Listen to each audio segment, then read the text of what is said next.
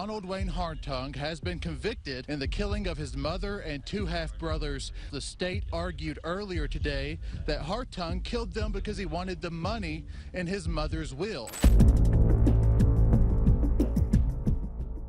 This video contains statements given by neighbors who live next door to where a triple murder had been committed. On July 31st, 2015, the Pensacola Sheriff's Office made a welfare check at the home of Richard Smith, a 49-year-old IT specialist for the Department of Homeland Security. His boss had reached out to officials when Richard failed to come to work for 3 days. No one answered the door of the home Richard shared with his mother, Von Seal, 77, who was widowed and retired, and his brother, John Smith, 47, who worked at Walmart. The police contacted the next of kin, Donald Hartung, to ask permission to enter the house after no one replied to their knocking. Inside, authorities found Von Seal, Richard, and John dead. Each body had been carefully covered in a pile of blankets and clothing. The bodies had been there for a few days and showed evidence of having been stabbed and beaten. At first, Hartung had not been considered a suspect, but soon his story began to unravel, thanks in part to the Chittendens.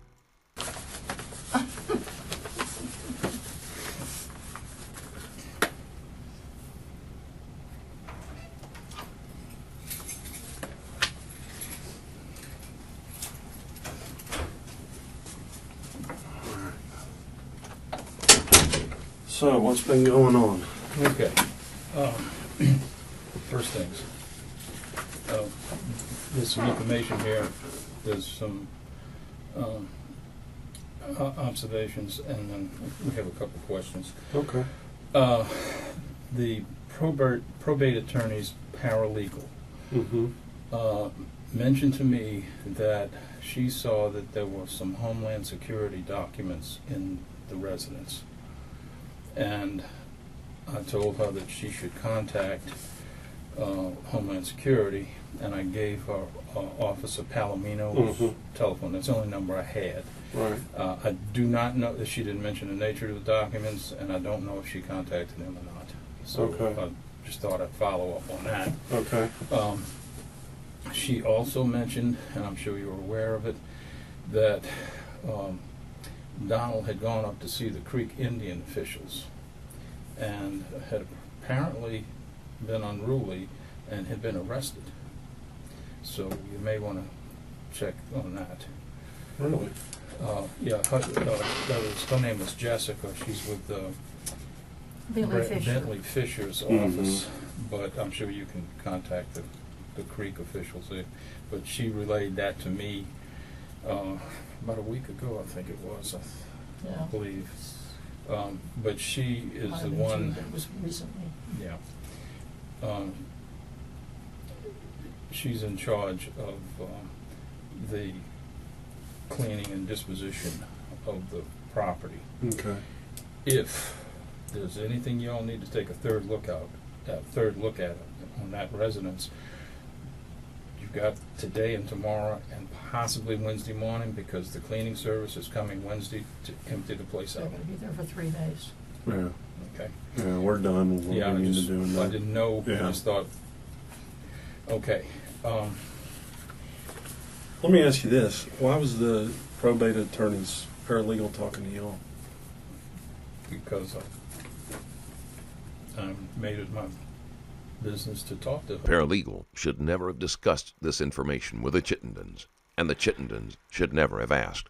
Based on the way they speak, it seems as if this couple considers the neighborhood their territory and everything within it their business.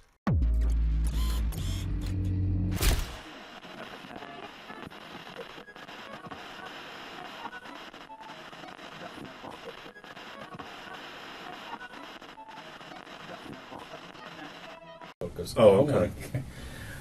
I was just curious as why they were talking to you. Maybe if they're trying to figure out what you may know or something. I didn't know. They very few, no questions from that direction to my direction. I did not ask them anything. I was helpful to them, and I have been to everybody in the family. And there's an old saying: keep your enemies close. Keep your friends close, keep your enemies closer. Yeah. I want to keep tabs on what this guy's doing. Yeah. I got a reason. Anyway, there's an issue about the keys.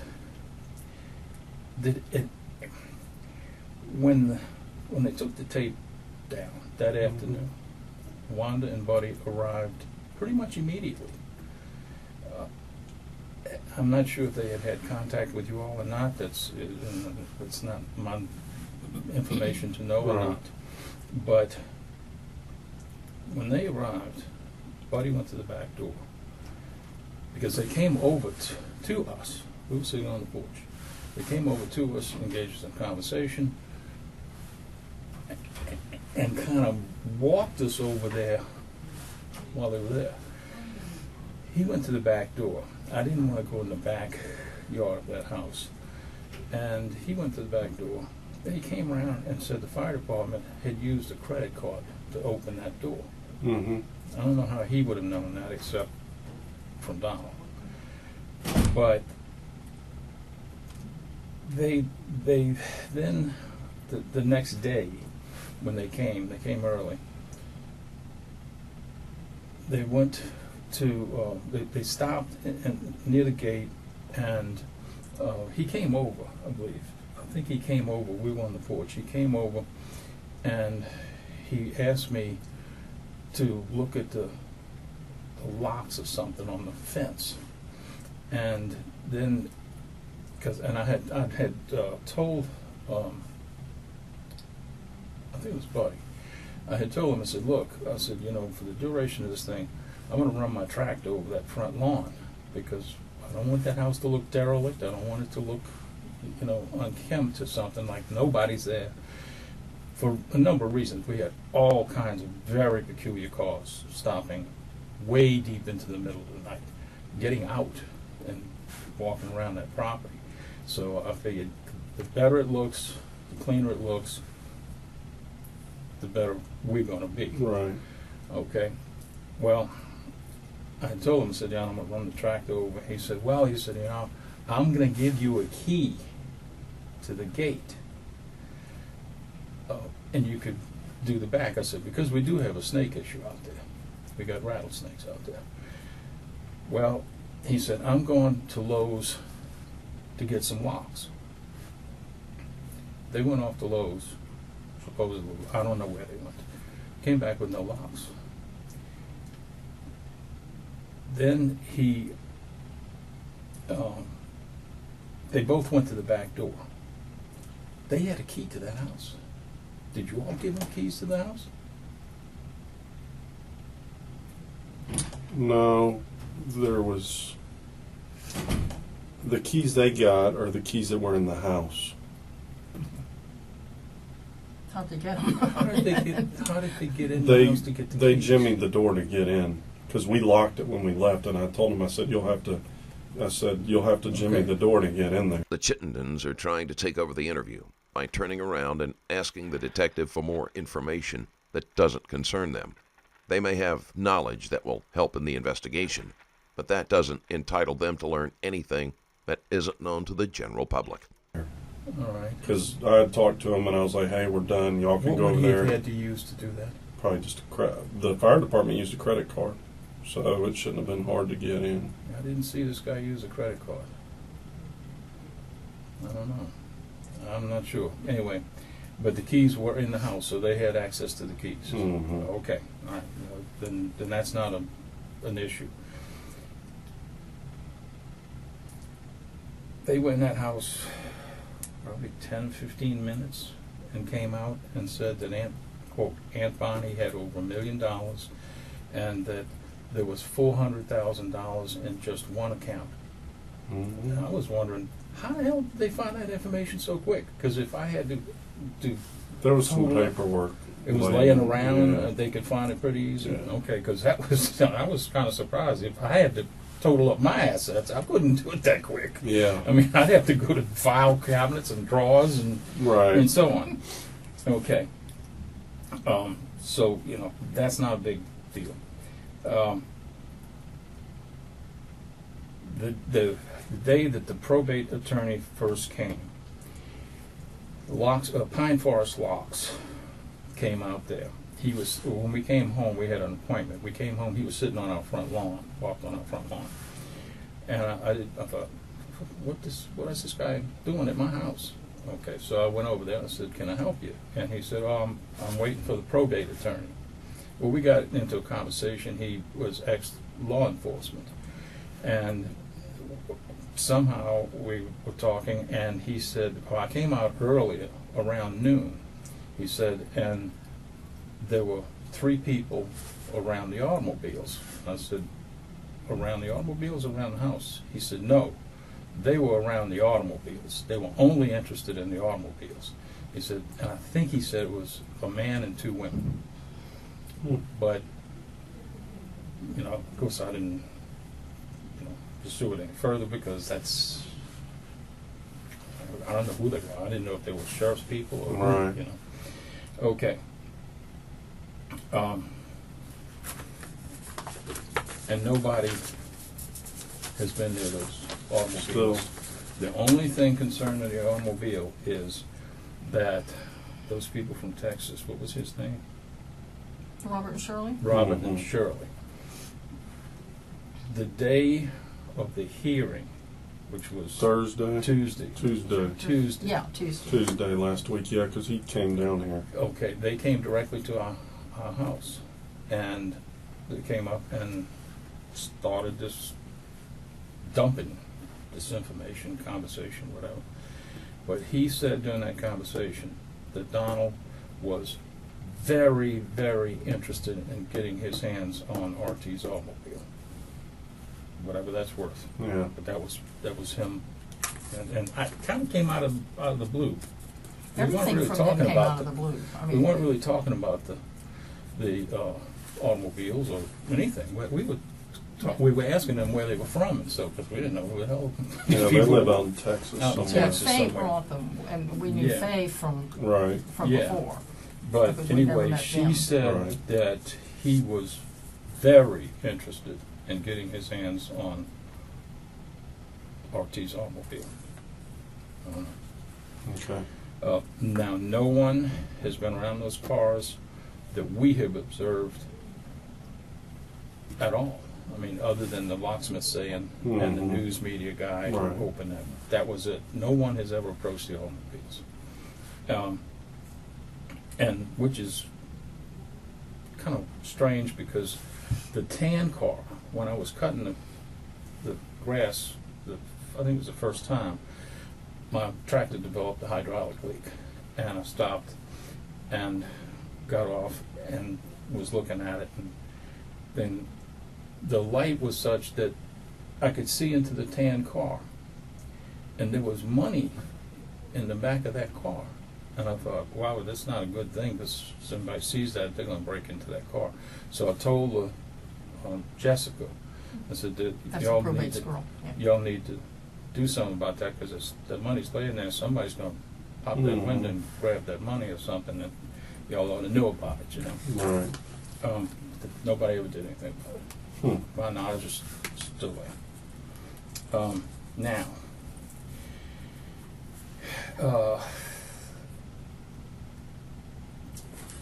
we have been told by various people, family members, that Donald reported that the dog had transferred blood from the scene to his house. We don't know if that's true, that what they're saying is true or not. But here's what we know. When that dog came out of that house, it ran around, there was officers by the gate and so on, ran around like that, and they pushed the gate to, and the dog attempted to get back in the house. In the gate. In the backyard. An officer picked up the dog, and I think must have given him to He Donald. just handed him directly to Donald. To yeah. Donald. When he did, he handed the dog to Donald like that. Donald took the dog like this. The dog's tummy and paws were out. he came over to the car where we were standing, because we were standing in the street at that time. And I looked at that dog very carefully, because I'm ex-fire department, and I just thought, oh man, he's going to have blood on him. I looked at that dog and I was surprised. There was no blood on that dog. There was no blood around his muzzle. There was no blood on his paws, in the webs or the hair between his paws. I looked specifically for that. There was no blood on that dog. If there was any blood at all, it had to be long dried on his pads and pretty much the color of the pads, because there was no color on that dog. The dog was seedy because they had not been taking care of the dog.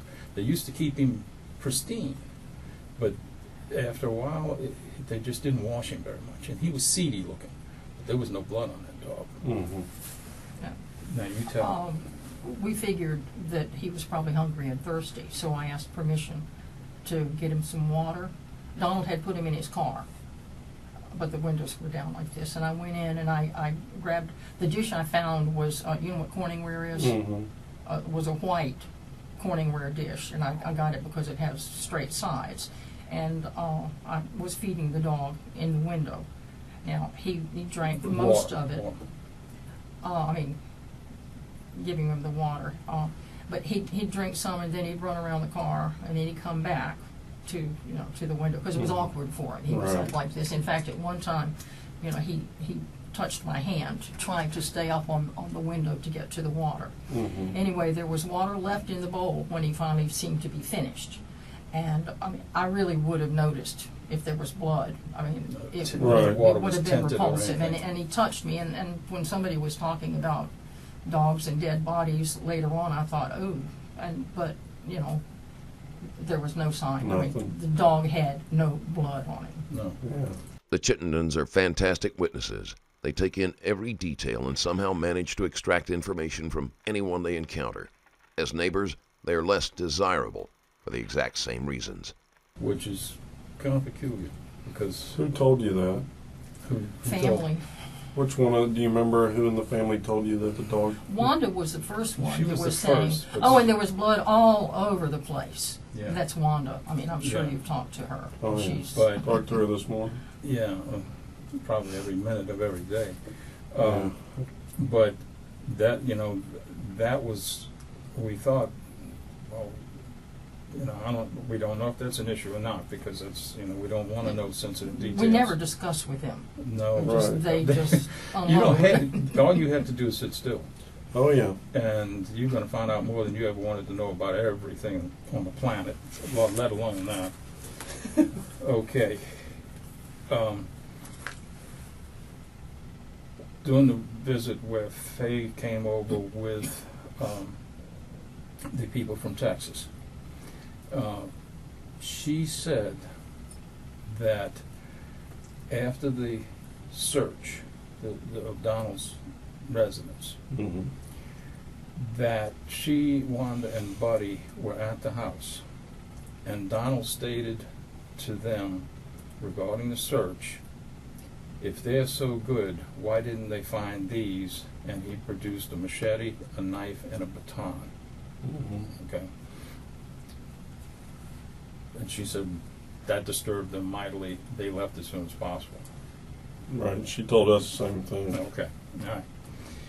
Now, this is the one that has been disturbing me. Do you have incontrovertible proof of what time RT could have gotten home? By incontrovertible, I mean, do you have video of him checking out of his work timestamp, or a timestamped receipt, or something that is incontrovertible? Mm-hmm. I do have that. Okay, that's good. Because, I'm looking at that timeline, I'm thinking, man, because I saw him come home. And I saw Donald arrive that day, and I saw Donald leave that day. Now, when he left, usually when he arrives, he doesn't drive very fast. And he comes in and goes Is it in. he Donald, or? Donald, yeah. But I saw him, and the next thing later on, I saw RT. I saw him come home. I saw Donald leave, but I did not see him face on or side, direct side. He was already past our post on our porch, which was kind of a three-quarter backside view of him. The thing that I noticed when Donald came was he did not have his dog with him. And he always had his dog with him. The dog always sat in the front passenger seat of the car. Didn't have the dog with him. During the day, and I remembered what I was doing during the day, I was back in my back lean-to. I had gotten a new tool chest, and I was and gotten some socket arrangers, and I had a lot of sockets. I was arranging my sockets. I did see him come out very early on, come out and he smoked, because that's what he did. He would come to that house on a Tuesday, stay inside about 20 minutes or so. Then he would come out and he would smoke. And then he'd go back inside. He'd usually be playing with his dog too? Well, usually the first time he would come out and smoke. And then like 20 or 30 minutes later he'd come out again and smoke, and then he would play with the dog, his dog. Now, the white dog, Bear, was never out in the yard at the same time as Donald's dog. They kept him inside or something, I don't know. But anyway, Donald would fool with that dog. Well, I did see him come out and smoke that afternoon, early afternoon. And I was doing my socket. I was having problems with my foot. I have plantar fasciitis. And it got so bad that I said, I can't do this anymore. That's concrete back there. So I stopped and got something to drink and sat on my porch. And sat on the porch for the rest of the afternoon. And I think probably, it was after RT came home, but I cannot tell you what time. I wish I could. It's surprising that there is something the Chittendens haven't noticed, since they take an overly keen interest in everything going on around them. I wish I remembered what time Donald left, but I can't remember. Let me ask you this. Can you remember if Donald left after RT got home? It was after RT got home. I'm positive that it was after RT got home. But you just don't remember the time? I don't remember the time. It was not out of the ordinary. I mean, it was something that normally happened. So I didn't make a notation of time, and it didn't matter. You checked the sunset times yesterday? Oh, yeah. But he did not leave in the dark, because he did not have his lights on. And sunset was at 7:46 p.m. So sunset, so it probably wouldn't have gotten dark till after 8 o'clock. It was still twilight, but it was a fairly clear day that day. It was hot as hell, but it was pretty clear. But he didn't have his headlights on, so it wasn't dark enough, to be iffy with lights. But I wish I could remember what time it was he left, man. I just cannot do it. Let me ask you this. How long do you think it was after RT got home that he left?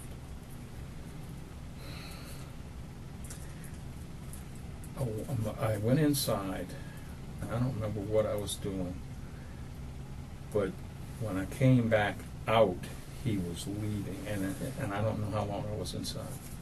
I don't know. Do you think it was some time, or was it very soon after RT got home? Oh, it was probably some time. Okay.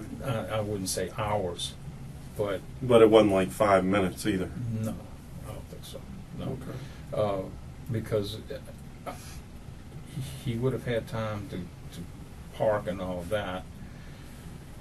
I didn't hear Donald's car start, so it must have been in the kitchen or something. And it was probably, we were probably starting to work on dinner or something, I would imagine.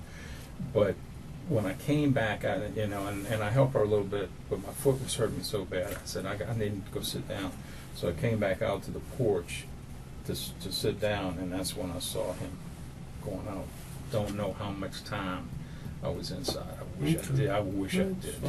You said without the dog and Yeah, he and did. probably not smoking. No, he wasn't smoking. But because you know, when people smoke, how they hang their hand out the car and they flip. Mm-hmm. He wasn't doing that, and he was not speeding. He was the same speed he always goes. So, you know, but time, I just wish I could, man. But I can't think of any reference even, you know, that would have been accurate enough to give you some idea of what time. So, did you get to the cigarettes on inside? Okay. I'm sure you all know what kind of cigarettes he smokes. Was there no, I'm going to ask it that way.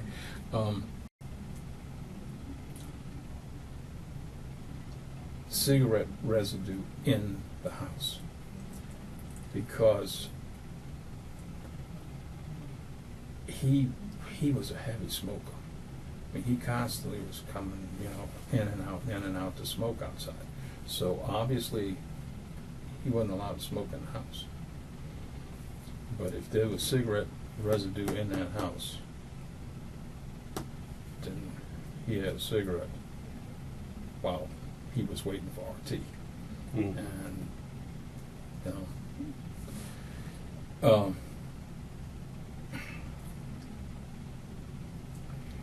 I'm sure you made a check of RT's telephone to see if he had gotten a telephone call right prior to or as he was coming home or something, because the way he parked his car and the fact that he went in the side door, if he did, and we were told that he had gone in the side door and that he was dispatched in that room. He that wasn't what he did. He did not do that. I mean, that's not the stuff that he did. The only time they opened that side door, that RT opened the side door, was when he and John would bring soft drinks or something from John's work, I suppose, and put it in that room. That was not a door they used. They did not use that door. And for him to use the door had to be a reason. And you were just told that he did that? Hmm? And you were just told that he used that door that day? Well, we were told that he was done in that room. Oh, okay, I got what you're saying. Okay, which meant that if Right. he entered that door, and that's where it happened, that was very unusual behavior for him. And the fact that he did not square his car up, there was something that he was in a, maybe he had to pee, I don't know. Right. But I saw him, I guess, during the duration of the time that we lived there, it had to be hundreds and hundreds of times, if not 1,000. He would drive that car in, make that sweep, back the car up, and nose it directly at the house. That car is not nosed at the house. It has not been moved. But that car is not nosed at the house. When I looked out the window, I kept thinking, something's wrong. That don't look right out there. What is wrong out there? I know what's wrong. You can see the side of that car. Never. Never. He always backed that car up and nosed it in straight. So he was in a hurry. Whatever that was, and whether it's germane or not, Mm-hmm. that car was not parked the way it, the hundreds and hundreds of times that I witnessed him parking that car. That's my dressing room. Right. Right Yeah, there. where you should Yeah, be. yeah. Yeah. So anyway, let's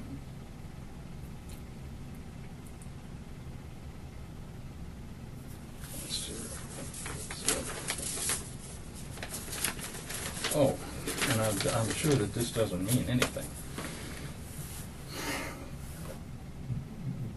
during the visit with Wanda and the Texas people, No, Faye and the Texas. well, it's Faye and the Texas people, she showed me the death certificates. And Who did, Wanda? Faye. It was Faye. Faye was there, and Shirley and Rob. Okay. I found it really unusual. I looked at the cause of death, and the sheriff's transcript from the press. It was a blog. The detective shows patience as the Chittendens continue to act as if they are amateur sleuths. But this seems more like a fishing expedition for them, rather than a witness statement. It was on this. Well, no, I read the original one. It was on the sheriff's website. It said that Von Seal had blunt trauma, John had blunt trauma, RT had blunt trauma, each and every one, and that their necks had been slit, each and every one, and that RT suffered a gunshot wound to the ear, which exited through his neck.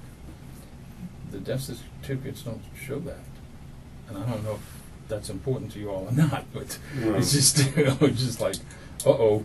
You know? Yeah, no, that doesn't have a bearing on anything. All right, just wanted to double check because, you know, when they bring papers and I'm looking at them thinking, this is an official document, you know, I better check and make sure that nobody has made a mistake here or something that could alter the course of this thing. Right. It happens. I was in the fire department. Believe me, people put down things on reports, and then you'd have to go to court and you look at that and say, where did they come up with that one? You know? Yeah. Okay. Faye also said that RT's wallet was missing. Just passing that along because that's something she said. I don't know. You know, it doesn't matter. And they mentioned to us that RT had been a mortician. No. Donald had been a mortician. Mm-hmm. I can understand how he might be able to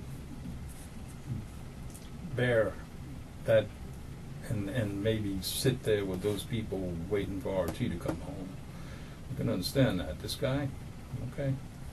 And not only that, his trolley's off the track, man. He's way off the track. I agree. Now, this is our main concern. We have no way of knowing if the perpetrator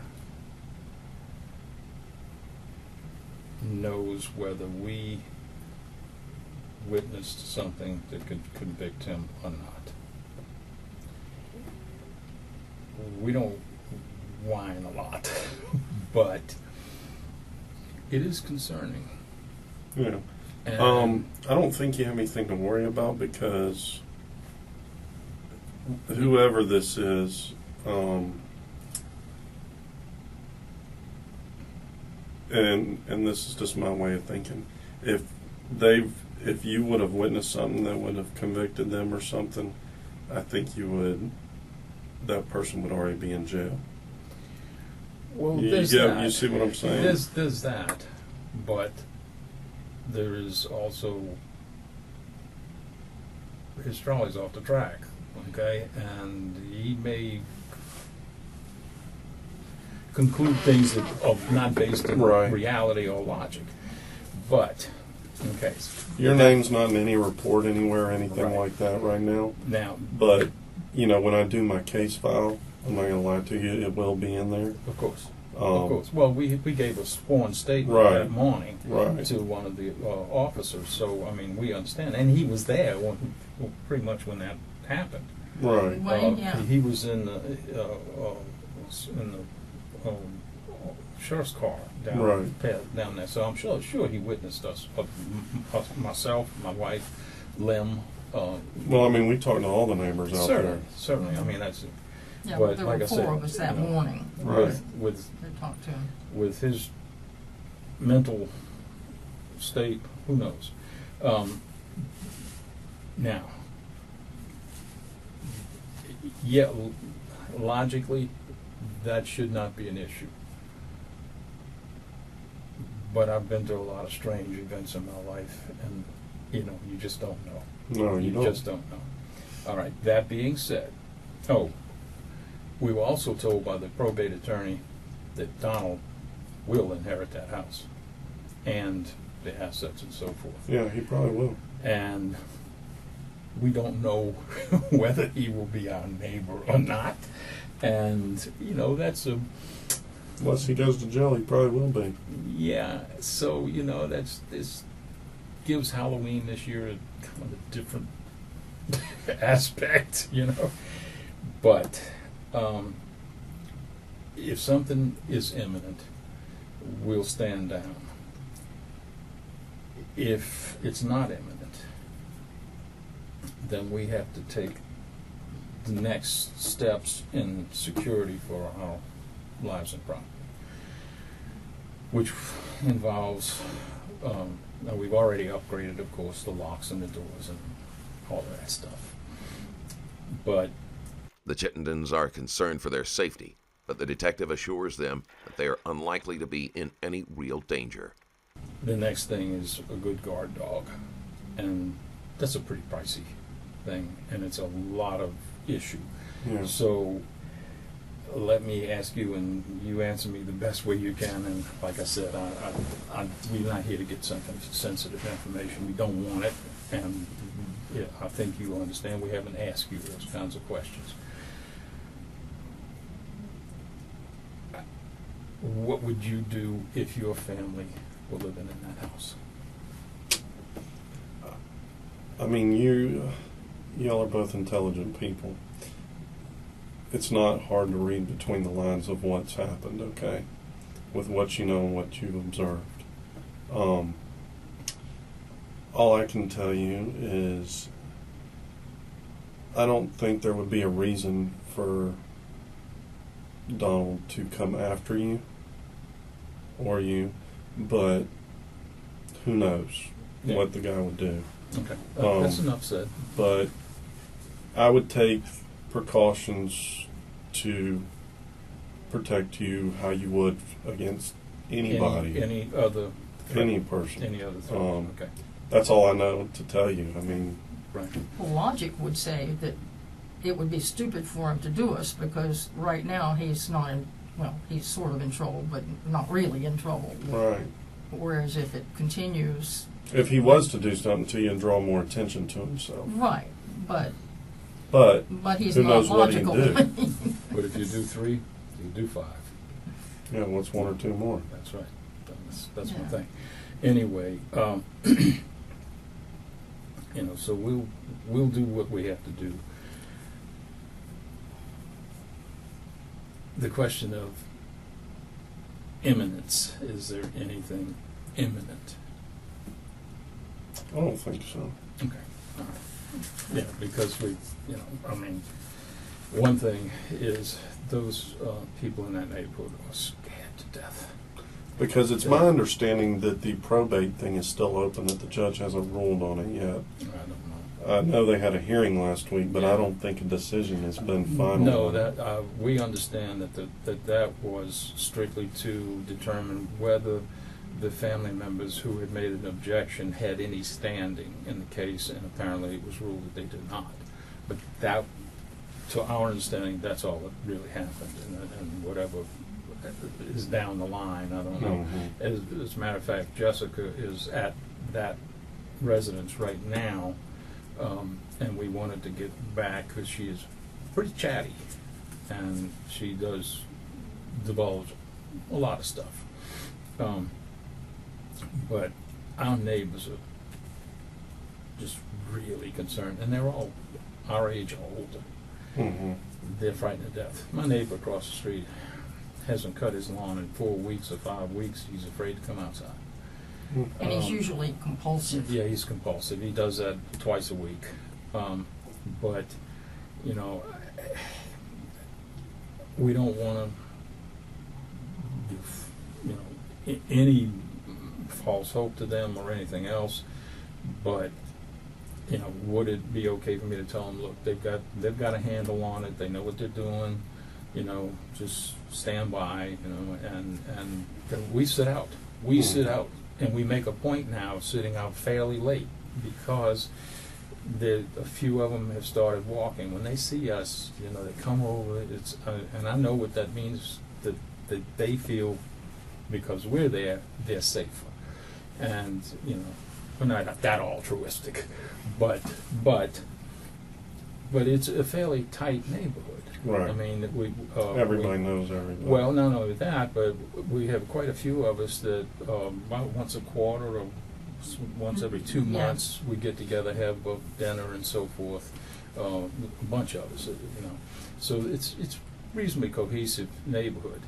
This son of a bitch has not only murdered those poor souls, he's murdered this neighborhood because two of the person on the other side and a person down the block had put their houses up for sale, and they weren't going to do that. The young guy. The young guy, yeah. Yeah. They're running, and you have to know that they're going to take a beating on the price because everybody in the world. What Chittenden is describing is common in neighborhoods where there has been a murder. People feel unsafe, panic, and try to leave if possible. Knows what happened on Deerfield Drive, but they're running, and that's pretty tough because that neighborhood is. I'm sure you all looked at it and said, okay, this is a stable neighborhood. There's never been any problem here, all of that. So we make it a point of being out there and trying to talk to the people and keep them somewhat under control as far as. Yeah, we're doing everything we can. Yeah, well, and look, when we sent a letter to Sheriff Morgan, and we stated how impressed we were, and I've got a lot of experience with incidents and law enforcement people and all of that. My last years in the fire department, I was assistant supervisor of communications, 911 fire alarm system and all that. Spent a lot of time with the police departments and so forth. And the demeanor and the professionalism, I had opportunity to do interchange kind of programs all over the country with fire departments, and we always met with the police and so forth in both those places. Very impressive. I mean, we were really, everybody did their job. There wasn't a lot of bullshit going on that scene, I'll tell you. We watched it. I watched it specifically. There wasn't all these big bull sessions and everybody just screwing off and all that. That didn't happen. That was pretty intense. And we watched them carefully, and we made a point of introducing ourselves to ones, and like the night watch guys, we'd go talk to them because that's a boring goddamn thing. And we've allowed them to use our restroom and so on. And, we came away damn impressed. And, because New Orleans police departments, not necessarily the highest yardstick you want to measure anything. Well, back at that time especially. I can't speak right now. But anyway, we were duly impressed, and we did write a letter saying, hey, look, these guys did the right job, they did their thing, and it's commendable, and we feel well served as taxpayers. That being said, we still, are thinking, just what I want to do, wake up tomorrow morning and see that asshole looking at me. Right. Good God. And he's, you know what, this guy's a piece of work. I don't know, if y'all weren't at the memorial service, were you? No. I was told about it from the Homeland Security guys. They were Officer Palomino was there. He was in the back, Did he tell you about this guy waiting in the Loretto Chapel until after all of the eulogies were given? And he came out during the middle of the aviation chaplain's prayer and walked up and down that aisle so everybody could see him. He had his little show going, and then went over to the family when they were singing Amazing Grace. And when I saw him do it, I said, "You son of a bitch. Man, you got your dog and pony show in high gear." You know? And when he's come to that house, he's made a point of, and he's blurred stuff out. It's like the probate people were talking. The attorney himself was there, Jessica was there, and the locksmith was there, and we were kind of just talking about stuff. And in the middle of that, he came and he said, "I helped my dad build that addition on the workshop." Just out of the blue. And he was, you know, like, "I love my dad so much." This is the same dad that he denied having as a father to my neighbors and so forth. You know, it's like, yeah, all right. You know, keep up that. That's a good Broadway production you got going there. There was that, I haven't been here, you said when you came back, "I haven't been here since so-and-so." Oh, yeah. He just, it's all a show. I mean, he's trying to impress anybody he talks to, and apparently he's driving the probate people absolutely batty. But, you know, they say he calls every day. Yeah, well, I'm sure he does. And that's right, he told either the attorney or Jessica, "There's got to be more money. I don't see where the money, where's all the money?" And that's from them.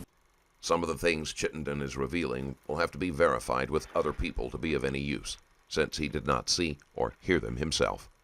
I just wanted to let you know real quick that my merch shop, StrangerLabel.com, has a ton of quality and unique designs that you can purchase right now. And by doing so, support the channel at the same time. Items like the Architect and the Interrogator hoodies, the Mentally Checked Out and the Stranger t-shirts, the Do Not Cross mug, and the All-Seeing beanie are all there and available. Check out these and other items I have to offer on StrangerLabel.com, and don't forget to use code STRANGER15 to get an extra 15% off your entire order. And with that out of the way, let's get back to the case. Either she did or he did. I think it was Jessica said that. That he was disturbed that there wasn't more money, or that they, you know, where's all the money? You know, so, but And he thinks a house ought to be worth, I think, like $300,000. Yeah. He thinks that house is, you know, ought to be worth $300,000. Well, he just made it worth about $100,000. Yeah, Maybe. Yeah, he's like, he did it to us too. Yeah, thank you. Appreciate it. You know, I ought to sue you for my loss of real estate. Yeah. Anyway, Is there anything that you could do, or canine? Oh yeah. In the event that we do pursue a dog, since we don't have a dog, since we need really a watchdog, not a guard dog. It would just be nice to have a dog to go in the house first or something. But we don't have this year or two old dog, and I mean, you know anybody that's I don't. got information on canine? I'll tell you what. Well, I tell you who you could contact. You could contact Lieutenant Potts. Okay. He's over our canine unit. Yeah. And he might be able to give you some direction on where you might be able to obtain a dog or who you need to talk to. yeah, because a puppy's not going to do us much good. No. Yeah, just tell him I told y'all to call him, and he knows me, and he could probably help y'all with that. Yeah, That's and, great. You know, I mean, we've been Yeah, his name's pursuing, Lieutenant Potts, and right. he's over the canine unit. which I saw had gotten some kind of national award or something that they had, you know, for capability. Yeah. So, but you know, it's just this is the way it is, and this is part of life. You know, how it had to settle on Dunwoody Drive, on Deerfield Drive is Beyond. yeah. I mean, come on, guys. You know.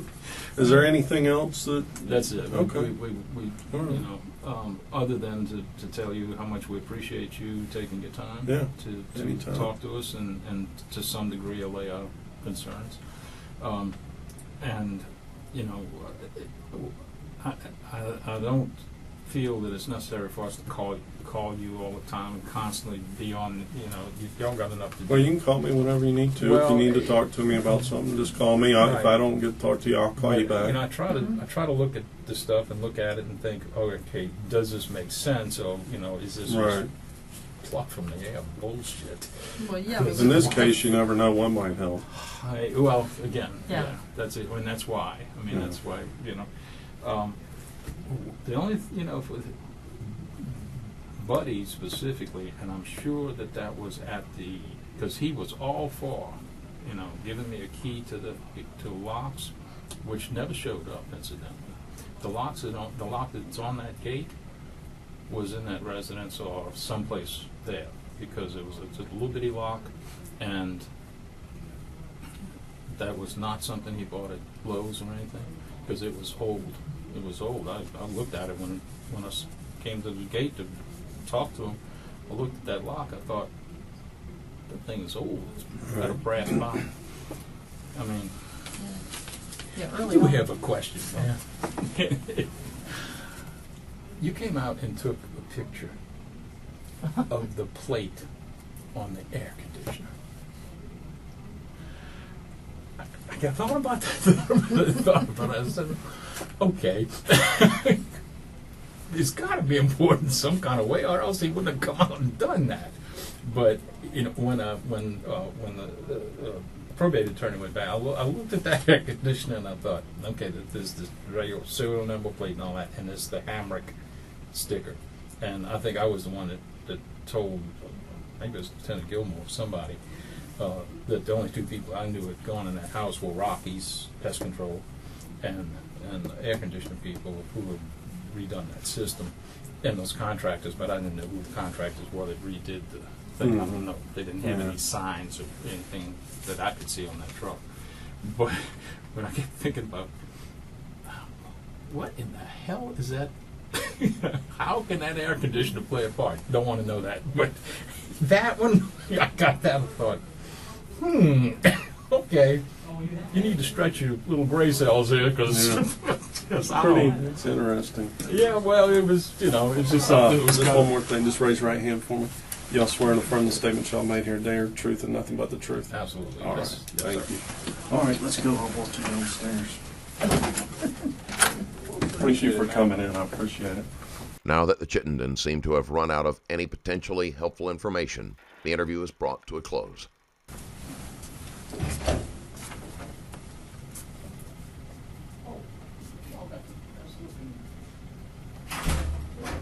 Once the police ignored the ritual-like aspects of the case and treated it as a red herring, they were able to focus on Hartung, who, although he had been left out of his mother's will, stood to inherit her $1 million fortune if his brothers died.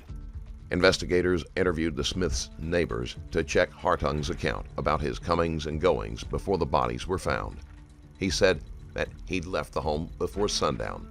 Neighbors recalled seeing his car there later than that, and added that when he drove away, he kept his headlights off.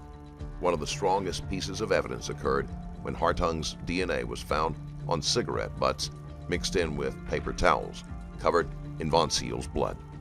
On October 27, 2015, Donald Hartung was arrested on 3 counts of first-degree murder. He was sentenced to 3 consecutive life sentences after the jury deliberated for only an hour. That'll do it for today. If you like this video and want to support the channel, there's a Patreon link in the description below where you can do just that. Thank you for watching, and stay safe.